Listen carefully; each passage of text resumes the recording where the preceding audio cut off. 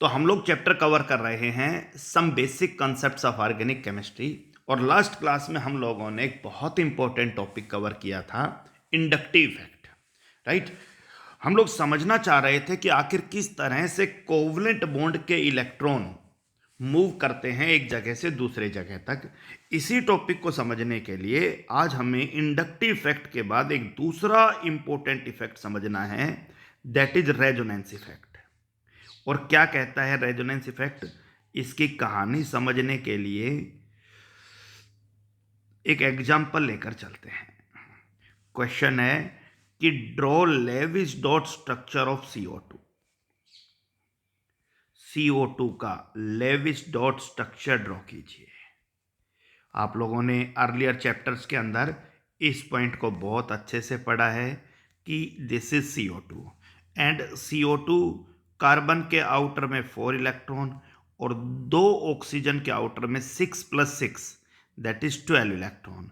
इसका मतलब कुल 16 इलेक्ट्रॉन कार्बन के इर्द गिर्द मौजूद है और 16 इलेक्ट्रॉन का मतलब है 8 पेयर। तो आप लोग CO2 का लेविस डॉट स्ट्रक्चर ड्रा करोगे यूं, carbon oxygen single bond, oxygen single bond, और इस तरह से डबल बॉन्ड बनाकर कार्बन का भी ऑक्टेट पूरा करोगे और ऑक्सीजन का, और कुल 8 पेयर आपके पास थे, आपने यूज कर लिया। यानी हमने ड्रॉ कर दिया कि कार्बन दोनों ऑक्सीजन के साथ डबल बॉन्ड बना रहा है।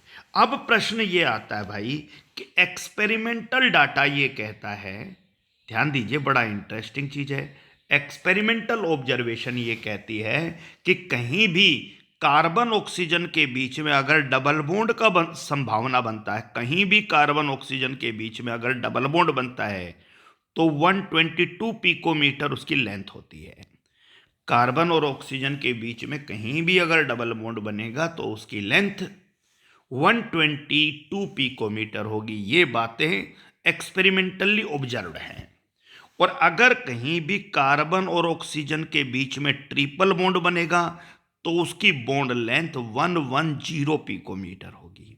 ओके, क्योंकि यहां आपको कार्बन और ऑक्सीजन के बीच में डबल बॉन्ड दिखाई दे रहा है दोनों ही पोजीशन पर, तो सीधा सा मतलब है बॉन्ड लेंथ 122 पिकोमीटर होनी चाहिए। लेकिन यहां पर जब CO2 की बॉन्ड लेंथ का एक्सपेरिमेंटल ऑब्जर्वेशन किया तो ये पाया कि CO2 में दोनों ही बॉन्ड जो हैं वो 115 पिकोमीटर लेंथ के हैं। इसका मतलब ना तो ये बॉन्ड डबल बॉन्ड है और ना ही ये बॉन्ड ट्रिपल बॉन्ड है। तो फिर बात आती है कि क्या हमने जो स्ट्रक्चर बनाया है, क्या ये स्ट्रक्चर गलत है, क्या गलत है या सही है, इस चीज के बारे में आप और ज्यादा डिटेल में जाके पढ़ोगे। लेकिन एक बात क्लियर है कि this structure is not capable to explain bond length. ये जो स्ट्रक्चर CO2 का हमने ड्रॉ किया है, ये स्ट्रक्चर CO2 की बॉन्ड लेंथ को समझाने में सक्षम नहीं है। क्यों नहीं है? क्योंकि आप ध्यान से दोबारा से समझिए पूरी कहानी को कि क्या किया हमने। हमारे पास एक सिंपल सा क्वेश्चन रखा गया हमारे सामने कि CO2 का लेविस डॉट स्ट्रक्चर बनाइए। हमने CO2 का लेविस डॉट स्ट्रक्चर बनाया, राइट। और उस स्ट्रक्चर में हमने ऑब्जर्व किया कि हमने 2 जगह डबल बॉन्ड बना दिया। फिर हम एक्सपेरिमेंटल ऑब्जर्वेशन पे गए और उस एक्सपेरिमेंटल ऑब्जर्वेशन में स्टडी किया, डाटा मिला कि जब भी कार्बन ऑक्सीजन डबल बॉन्ड बनेगा 122 पिकोमीटर का बनेगा, ट्रिपल बॉन्ड बनेगा 110 पिकोमीटर का बनेगा। तो उस एक्सपेरिमेंटल डाटा को देखकर हमने अनुमान लगाया कि CO2 में जब दोनों बॉन्ड डबल बॉन्ड हैं तो दोनों बॉन्ड की जो लेंथ है वो 122 पिकोमीटर होना चाहिए, राइट। लेकिन प्रॉब्लम ये आ गया भाई कि एक्सपेरिमेंटली हमें सुझाव, हमें इंफॉर्मेशन ये मिली कि CO2 में कोई भी बॉन्ड 122 पिकोमीटर का नहीं है। दोनों ही बॉन्ड इक्वल हैं और दोनों ही बॉन्ड के लेंथ 115 पिकोमीटर है। इसका मतलब ये हुआ कि ये वाला जो लेविस डॉट स्ट्रक्चर हमने बनाया है ये CO2 की बॉन्ड लेंथ को एक्सप्लेन नहीं कर पा रहा है। क्लियर हो गया? अब समझिए एक नए टॉपिक का जन्म हुआ यहां से, और वो टॉपिक क्या कहता है कि अगर किसी भी मॉलिक्यूल का एक सिंगल स्ट्रक्चर उस मॉलिक्यूल की सभी नॉन प्रॉपर्टीज को एक्सप्लेन ना कर पाए, जैसे CO2 का ये जो ऊपर बनाया गया स्ट्रक्चर है, ये इसकी सभी नॉन प्रॉपर्टीज जो अब तक पता है जिन प्रॉपर्टीज के बारे में, उनको एक्सप्लेन नहीं कर पा रहा है, तो फिर CO2 के एक से ज़्यादा स्ट्रक्चर बनाए जाएंगे। दोबारा से सुन लो कि if single structure of a molecule, अगर किसी भी मॉलिक्यूल का सिंगल स्ट्रक्चर, जैसे यहां पर आपके सामने CO2 का एक सिंगल स्ट्रक्चर बनाया हमने, right, is not capable to explain all the known properties of the molecule, और वो सिंगल स्ट्रक्चर कैपेबल नहीं है, राइट, किस चीज में कैपेबल नहीं है, उस कंपाउंड की, उस मॉलिक्यूल की सभी नॉन प्रॉपर्टीज को एक्सप्लेन करने में, to explain all the known properties of the molecule. इस एग्जाम्पल के परिप्रेक्ष्य में बात करें तो आप समझिए कि हम लोगों ने एक स्ट्रक्चर बनाया CO2 का लेविस डॉट स्ट्रक्चर, फिर हमने इस CO2 के स्ट्रक्चर को जब एक्सपेरिमेंटल डाटा से कंपेयर करके देखा तो हमें पता चला कि ये जो स्ट्रक्चर हमने बनाया है ये CO2 की बॉन्ड लेंथ को एक्सप्लेन नहीं कर पा रहा है। So if a single structure of a molecule is not capable, if a single structure of molecule is not capable to explain all the known properties of the molecule, उस molecule की सभी non properties को explain नहीं कर पा रहा है, then ऐसी स्थिति में मोर देन वन स्ट्रक्चर, उस कंपाउंड के एक से ज्यादा स्ट्रक्चर ड्रॉ किए जाएंगे। बड़ा इंटरेस्टिंग चीज है। अब तक तो हम सोचते थे कि किसी कंपाउंड का कोई एक ही स्ट्रक्चर होगा, more than one structure draw किए जाएंगे। और ध्यान से देखिए कि अब जितने भी स्ट्रक्चर आप ड्रॉ करोगे उनमें से कोई भी structure, none of these structures, ये जितने भी स्ट्रक्चर आप बनाओगे एक से ज्यादा, बड़ा इंटरेस्टिंग चीज है, none of these structures really exist, इनमें से कोई भी स्ट्रक्चर रियल में एग्जिस्ट नहीं करता है। बड़ा इंटरेस्टिंग चीज है। पहले ही मुसीबत थी कि एक स्ट्रक्चर बनाया था, वो बॉन्ड लेंथ को एक्सप्लेन नहीं कर पा रहा था। फिर कहा गया भाई जब ऐसी सिचुएशन आ जाए कि किसी कंपाउंड की सभी नॉन प्रॉपर्टीज को जब एक सिंगल स्ट्रक्चर एक्सप्लेन ना कर पाए तो उस कंपाउंड के एक से ज़्यादा स्ट्रक्चर बना लो। कोई बात नहीं, यहाँ तक भी मान लिया था हमने, चलो सर बना लेते हैं, कोई बात नहीं।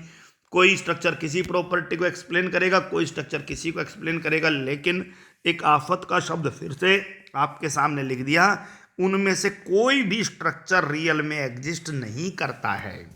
ये सारे स्ट्रक्चर जो हैं ये आपके हाइपोथेटिकल हैं, समझ लीजिए एक पूरी तरह से थियोरेटिकल कॉन्सेप्ट है, ठीक है। इनमें से कोई भी स्ट्रक्चर रियल में एग्जिस्ट नहीं करता। तो हमने मान लीजिए एक कंपाउंड के कई स्ट्रक्चर बना दिए, ए बना दिया, बी बना दिया, सी बना दिया, ये जितने भी स्ट्रक्चर है रियल में एग्जिस्ट नहीं करते हैं। इन सबको हम लोग रेजोनेटिंग स्ट्रक्चर कहते हैं। क्या कहते हैं भाई? Resonating structure. Wait for a minute. जितने भी स्ट्रक्चर हमने बनाए हैं इन सबको रेजोनेटिंग स्ट्रक्चर कहते हैं। इन सबको आप लोग कैनोनिकल स्ट्रक्चर भी कह सकते हो। अब बात आती है कि इनमें से तो कोई भी रियल में एग्जिस्ट नहीं करता, तो जो एक्चुअल स्ट्रक्चर है वो क्या होगा? बड़ा समझिए, लड़ाई तो वही था। एक्चुअल स्ट्रक्चर इन सब का इंटरमीडिएट कोई एक स्ट्रक्चर होगा इनके बीच का। बड़ा इंटरेस्टिंग चीज है। इन्हीं से तो आपको एक्चुअल स्ट्रक्चर का पता चलेगा। Actual structure is intermediate of these structures. In structure के बीच का कोई स्ट्रक्चर, एवरेज समझ लीजिए, समझ में आ गया? Actual structure is intermediate of these structures, right. और उस स्ट्रक्चर को हम लोग रेजोनेटिंग या रेजोनेंस हाइब्रिड स्ट्रक्चर कहेंगे भाई। क्या कहेंगे? रेजोनेंस हाइब्रिड स्ट्रक्चर कहेंगे। पहले पूरी कहानी को दोबारा से समझ लो। रेजोनेंस समझ में तभी आएगा जब उसकी कहानी समझ लोगे, सीधा टॉपिक पे जाने से बात नहीं बनेगा। प्रश्न आया हमारे सामने कि CO2 का लेविस डॉट स्ट्रक्चर बनाइए, हमने बना दिया।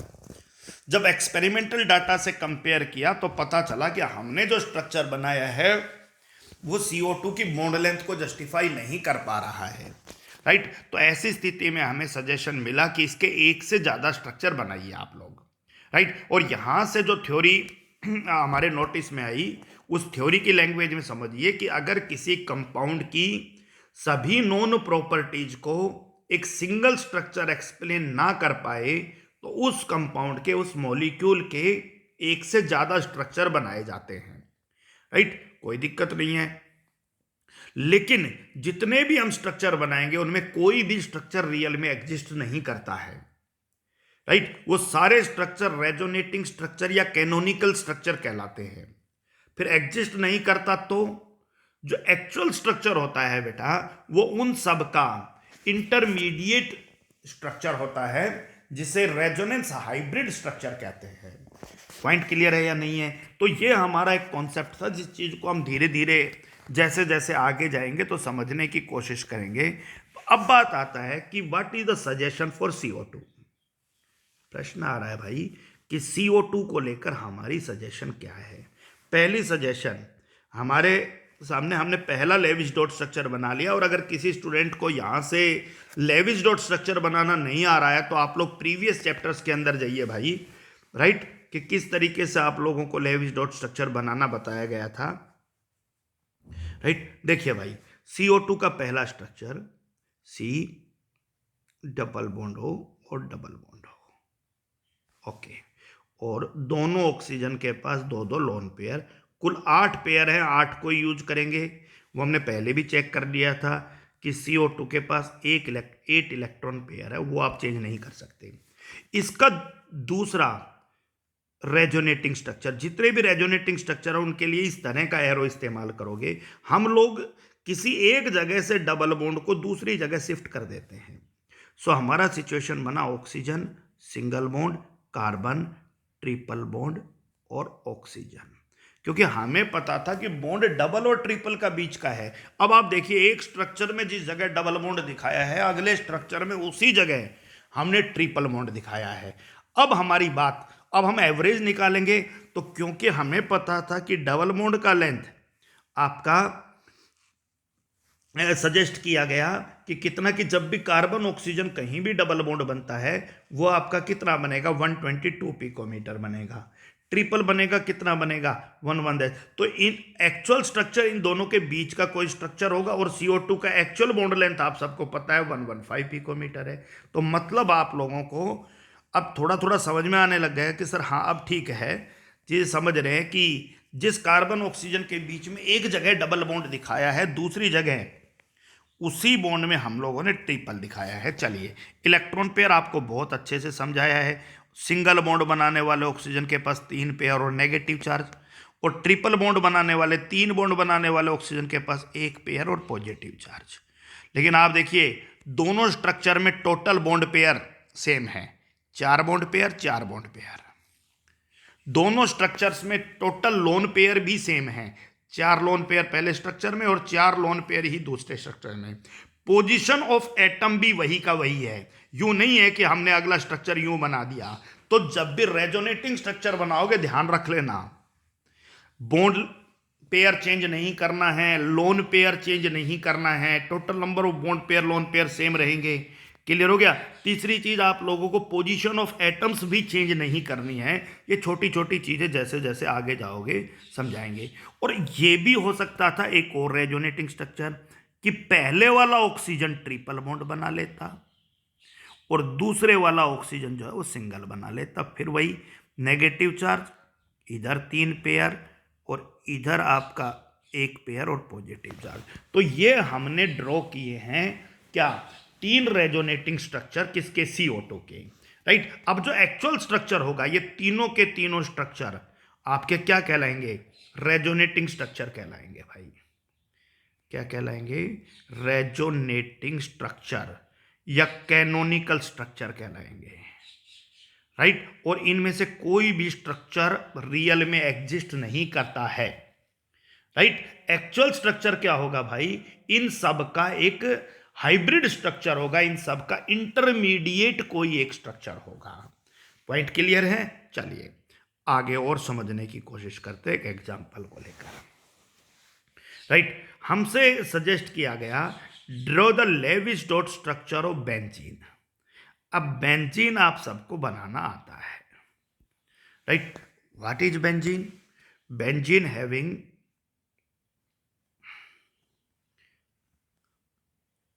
this type of structure a double bond at alternate position।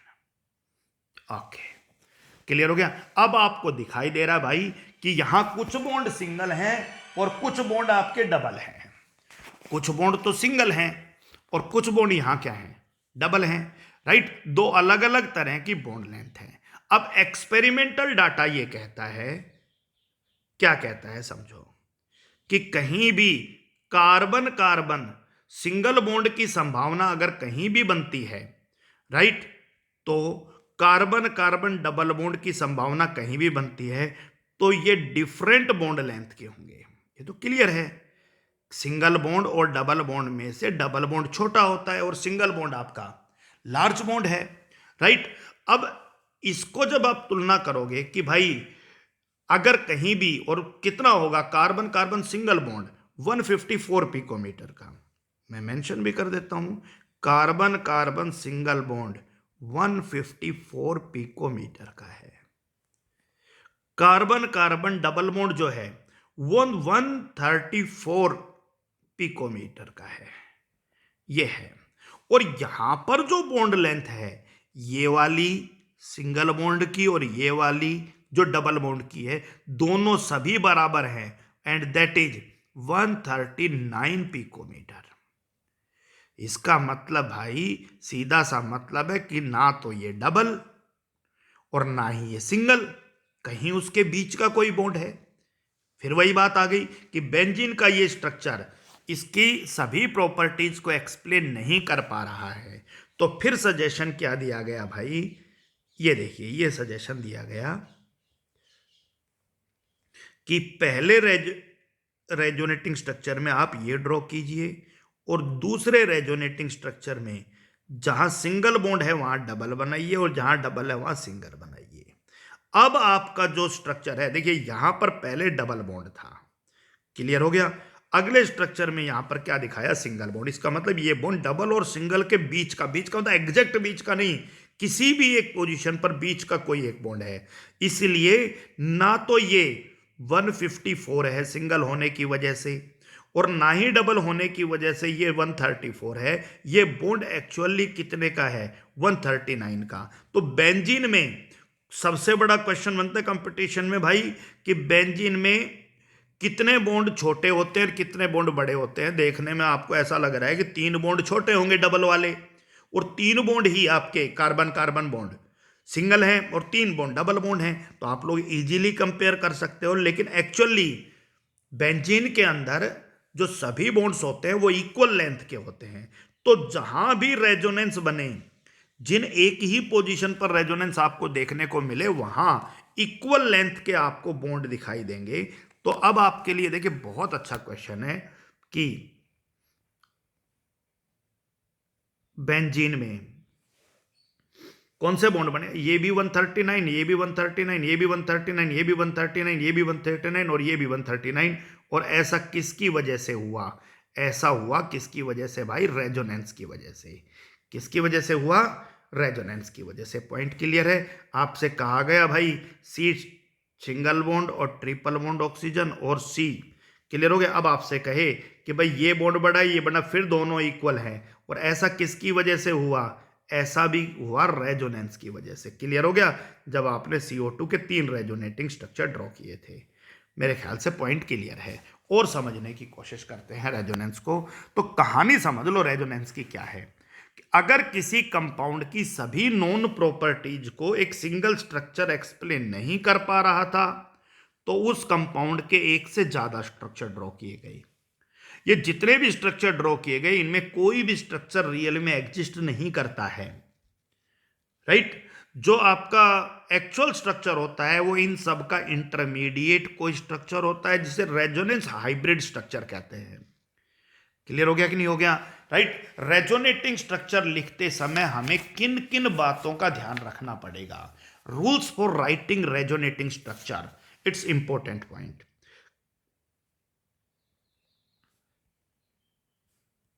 कि किसी भी एलिमेंट के कंपाउंड के रेजोनेटिंग स्ट्रक्चर को लिखते समय आपको किन रूल्स को फॉलो करना है, राइट। आप ध्यान रखिए, सबसे पहले सेम पोजीशन ऑफ एटम्स, किन्हीं भी एटम्स की रिलेटिव पोजीशन सेम होनी चाहिए। इसका मतलब कि मैंने अभी बताया कि अगर कहीं भी CO2 का है तो एक्चुअल पोजीशन अगर C और O की है, C बीच में है दोनों ऑक्सीजन, तो हर बार आप यही पोजीशन रखोगे, आप कभी भी ऐसे ट्राई नहीं करोगे। समझ में आ गया? रूल नंबर 1 क्लियर है कि सेम पोजीशन ऑफ न्यूक्लियाई, जो एटम्स होते हैं उन सब की पोजीशन सेम है। The second one, same number of unpaired electron, बिल्कुल अभी हमने बात किया कि same number of bond pair oblique lone pair, उनको उनका नंबर कम ज्यादा नहीं होना चाहिए। क्लियर हो गया? ऑल ओबे ऑक्टेट रूल, सभी किसको ओबे करें? ऑक्टेट रूल को। उसको नहीं तोड़ना है कि कहीं किसी में 8 पूरा हो गया दूसरे में 8 पूरा नहीं हुआ, कुछ स्पेशल केसेज को छोड़कर जहां पर हम लोग डुप्लेट रूल को फॉलो करते हैं, जैसे हाइड्रोजन है, उन केसेज को छोड़कर बाकी सभी केसेज में आप लोगों को क्या करना है भाई? ऑक्टेट रूल को ओबे करना है, ध्यान रखिएगा, राइट। चलिए अब और समझने की कोशिश करते हैं, कुछ कंपाउंड के रेजोनेटिंग स्ट्रक्चर बनाते हैं। लेविस डॉट स्ट्रक्चर आप लोग बनाना सीख लीजिएगा, राइट। और उसके बाद हम लोग इन चीज़ों पर समझ जाएंगे। That is I have structure of NO2 negative. So what is NO2 negative? That is 5 electron with this nitrogen in the outer, 2 oxygen 6 plus 6 and a negative charge plus 1. So total 18 electron, 9 pair. So this is nitrogen here, oxygen and oxygen, right? Single electron, double electron, लिखना भी बता देता हूं कैसे बनाया था, right. हो गया। उसके बाद मोर इलेक्ट्रोनेगेटिव के 8 पूरे कीजिए, 5 पेयर यूज कर चुके हैं। मोर इलेक्ट्रोनेगेटिव और टर्मिनल के 8 पूरे कीजिए, ध्यान रखना, राइट। सो 3 3 6 और 2 8 पूरा हो गया। और उसके बाद आप लोग बचे हुए में मिडल और अगले एलिमेंट के पूरे कीजिए, राइट। अभी यहां तक ठीक है, ऑक्सीजन का 8 पूरा है लेकिन नाइट्रोजन का 8 पूरा नहीं है, तो कहीं से भी एक टर्मिनल लोन पेयर को हटाकर डबल बॉन्ड बना दीजिए। सबसे सीधा तरीका यही है। क्लियर हो गया? अब चेक कीजिए, क्या लेफ्ट वाले ऑक्सीजन का 8 पूरा है? बिल्कुल, 1 2 3 4 और 4 इलेक्ट्रॉन डबल बॉन्ड में है। राइट वाले ऑक्सीजन का 8 पूरा, बिल्कुल 6 लोन पेयर में है और 2 इलेक्ट्रॉन आपके डबल बॉन्ड में है। नाइट्रोजन का बिल्कुल 3 बॉन्ड पेयर है और ये है। चार्जेज आप मेंशन कीजिए, आप सबको पहले ही बताया गया था कि डबल बॉन्ड वाले बनाने वाले ऑक्सीजन पर कोई चार्ज नहीं है, इस ऑक्सीजन पर सिंगल नेगेटिव चार्ज है। क्यों चार्ज नेगेटिव? फॉर्मल चार्ज निकाल लीजिए भाई फॉर्मूला, या फिर आप काउंट कर लीजिए इलेक्ट्रॉन। 6 इलेक्ट्रॉन इसके सराउंडिंग में लोन पेयर में है और 1 इलेक्ट्रॉन ये रहा इसके पास बॉन्ड पेयर का, 1 इलेक्ट्रॉन एक्स्ट्रा है। सो ऐसी नाइट्रोजन के ऊपर कोई चार्ज नहीं आएगा। नाइट्रोजन के सराउंडिंग में 5 ही इलेक्ट्रॉन है, ये देखिए, और 5 ही होना चाहिए। तो 1 2 3 4 और 5। सो इसका अगला रेजोनेटिंग स्ट्रक्चर आपको क्या करना है, जहां डबल बनाया है वहां सिंगल बनाइए और जहां सिंगल बनाया है वहां डबल बनाइए। बस इतना सा ही मामला था, right. So this is the next resonating structure, this is the structure. Clear हो गया? तो आप एक बात समझिए कि लोन पेयर से पाई बॉन्ड बना रहे हो, क्या किया? अगर आप इसको थोड़ा एरो कैल से, कि ये वाला जो डबल बॉन्ड है, ये वाले इलेक्ट्रॉन को तो आपने यहां पहुंचा दिया और ये लोन पेयर है, इससे आपने डबल बॉन्ड बना दिया। NO2 नेगेटिव का रेजोनेटिंग स्ट्रक्चर और समझिए भाई। NO3 नेगेटिव, NO3 नेगेटिव, फिर वही कहानी, 5 है, 6 6 6 और 1, right. 24 that is 12 pair. So this is the scene for nitrogen and 3 oxygen. Okay, सबसे पहले तीनों के बीच में single electron pair, bond pair, single सबके बीच में मिनिमम होता है। 3 पेयर के बाद टर्मिनल के 8 पूरे करो, बिल्कुल 4, 5 और 6, 7 पेयर, 8 पेयर और 9 पेयर यूज हो गए, और 10 पेयर, 11 पेयर और 12 पेयर, सभी पेयर यूज हो गए। नाइट्रोजन के 8 पूरे नहीं हुए तो कोई भी एक लोन पेयर से डबल बॉन्ड बना दो। तो एरो की जरूरत नहीं है, पहला ही स्ट्रक्चर है, ये डबल बॉन्ड हो गया, कहीं भी एक बना दिया। क्लियर हो गया, सबके 8 पूरे हैं। चार्जेज को चेक कर लो भाई, इस नाइट्रोजन पर के सराउंडिंग में 7 इलेक्ट्रॉन है नेगेटिव, इस नाइट्रोजन के सराउंडिंग में 7 इलेक्ट्रॉन है नेगेटिव, और सॉरी गलत बोल गया, ऑक्सीजन, इस ऑक्सीजन के सराउंडिंग में 7 इलेक्ट्रॉन है नेगेटिव चार्ज, दूसरे वाले ऑक्सीजन के सराउंडिंग में 7 इलेक्ट्रॉन है नेगेटिव चार्ज, और नाइट्रोजन के सराउंडिंग में केवल 4 इलेक्ट्रॉन है, 1, 2, 3 और 4। सो इसके ऊपर पॉजिटिव, एक पॉजिटिव नेगेटिव न्यूट्रल हो गया, इसलिए NO3 पर ओवरऑल नेगेटिव चार्ज है। चलिए अगला रेजोनेटिंग स्ट्रक्चर क्या करना है भाई, अगले रेजोनेटिंग स्ट्रक्चर के लिए क्या करना है कि इस डबल बॉन्ड को सिंगल बना दो और अगली पोजीशन पे डबल बना दीजिए। So nitrogen oxygen single bond, double bond और फिर से सिंगल बॉन्ड, आप लोग पूरा कर लीजिएगा, नेगेटिव नेगेटिव और पॉजिटिव, इलेक्ट्रॉन पेयर दिखाइएगा। तीसरा स्ट्रक्चर, अब लोग तीसरी पोजीशन के ऊपर आप डबल बॉन्ड बनाइए। So it is single and it is A double bond position, negative negative right, and it is positive charge right. Lone pair सभी के आप लोग इजीली मेंशन कर ही सकते हो, जो नेगेटिव है वहाँ आपको पता 3 पेयर है, जो नॉर्मल ऑक्सीजन है वहाँ 2 पेयर है, ये आपके 3 पेयर है, यही काम आपको यहाँ करना है। ठीक है, 3 पेयर और यहाँ पर 2 पेयर यूज करना है। चलिए और समझते हैं। CO3 2 negative, right? So that is carbon 4 electron, 6 plus 2. So that is again 24 electron, means 12 pairs. Again the scene is approximate identical as discussed in the previous case. 3 pair, 4, 5, 6, 7, 8, 9, 10, 11, 12, carbon का 8 पूरा नहीं हुआ, एक पेयर को हटाकर double bond लगा दीजिए। Charges check कीजिए राइट, लेफ्ट वाले ऑक्सीजन पे कोई चार्ज नहीं, इन दोनों ऑक्सीजन पे नेगेटिव चार्ज है, कार्बन के 4 ही होते हैं आउटर में और 4 ही हैं, कोई चार्ज नहीं आएगा इस बार, इसीलिए पूरे पर -2 चार्ज है। अगले स्ट्रक्चर में पोजीशन चेंज कीजिए डबल बॉन्ड की, और कार्बन ऑक्सीजन सिंगल बॉन्ड, यहाँ डबल बॉन्ड और यहाँ पर सिंगल बॉन्ड, ये नेगेटिव है ये नेगेटिव है। और तीसरा रेजोनेटिंग स्ट्रक्चर, तीसरी जगह पर आप डबल बॉन्ड बनाइए। सो ये दो, ये आपके डबल बॉन्ड और ये आपका वही नेगेटिव इलेक्ट्रॉन पेयर आप लोग मेंशन कर दीजिए, 1 2 3 4 5 6, 1 2 3 4 और 1 2 3 4 5 6, और यही काम ऊपर वाले में कर लीजिए। चलिए और समझते हैं।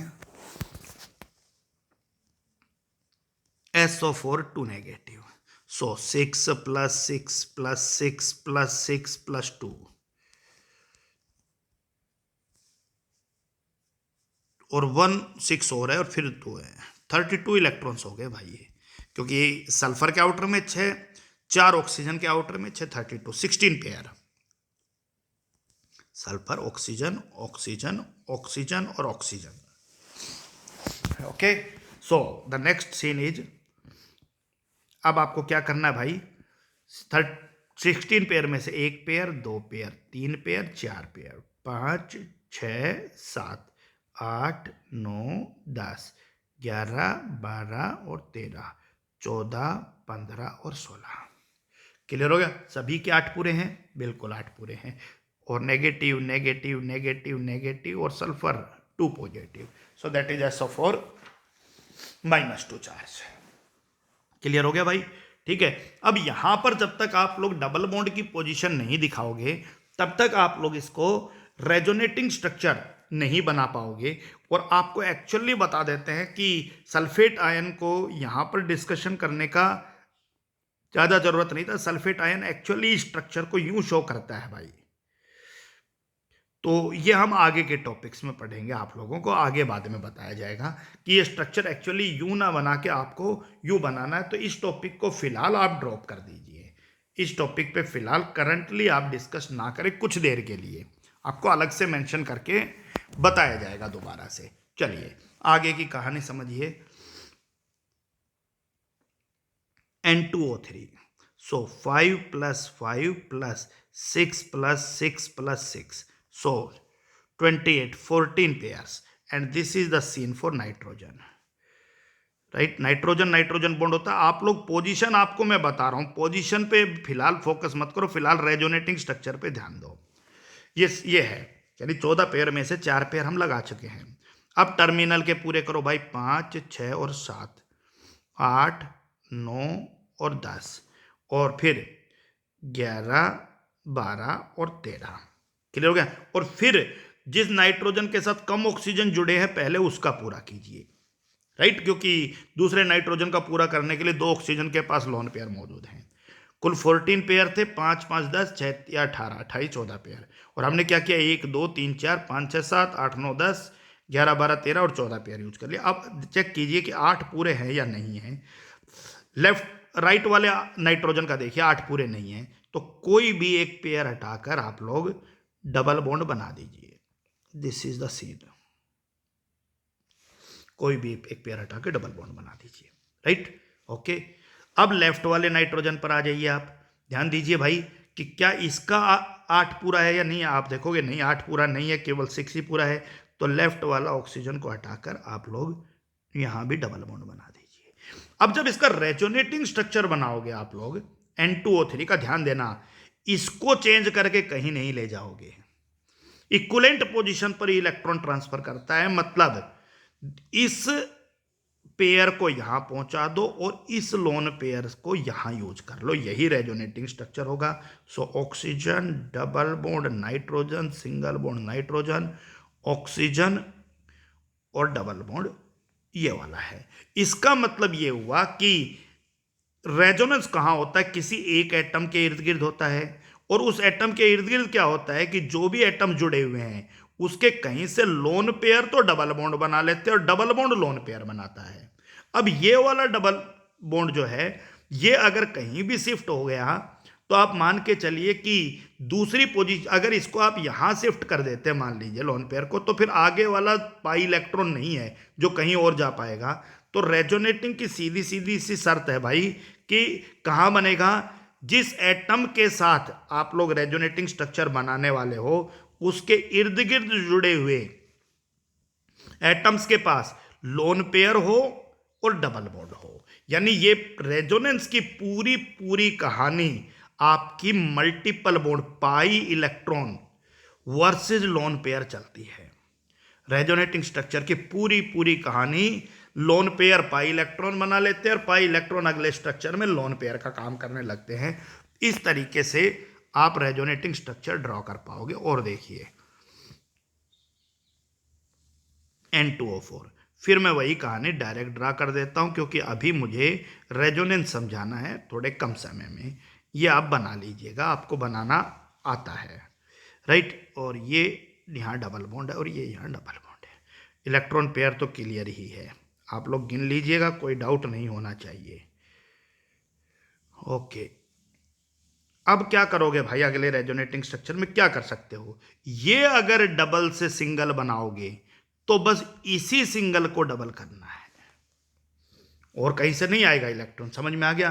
तो इसका मतलब ये हुआ कि आप 4 रेजोनेटिंग स्ट्रक्चर बना सकते हो। कहां, पहले में ऊपर वाले दोनों डबल बॉन्ड और नीचे वाले दोनों सिंगल बॉन्ड, अगले में आप नीचे वाले दोनों डबल ऊपर वाले दोनों सिंगल, अगले में लेफ्ट में ऊपर डबल नीचे सिंगल और राइट में ऊपर सिंगल नीचे डबल। क्लियर हो गया। इस तरह से अल्टरनेट। और अगले केस के अंदर लेफ्ट में ऊपर सिंगल नीचे डबल। तो कैसे बनाओगे, ध्यान दीजिए कि पहला स्ट्रक्चर N डबल बॉन्ड हो और O और N डबल बॉन्ड हो और O, इलेक्ट्रॉन पेयर पूरा कर लीजिए। अगला स्ट्रक्चर ओके, डबल बॉन्ड हो, डबल बॉन्ड हो, O और O।